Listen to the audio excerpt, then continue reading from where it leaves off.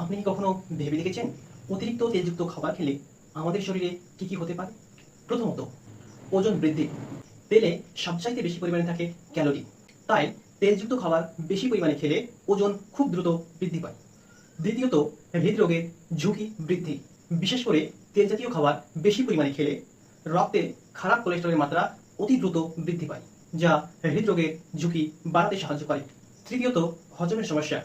এই তেল জাতীয় খাবার খুব ঘন ঘন খেলে গ্যাস, অম্বল, বদহজম, এমনকি ডায়রিয়ার মতো বিভিন্ন রোগগুলি হতে পারে। চতুর্থত, ফ্যাটি লিভার।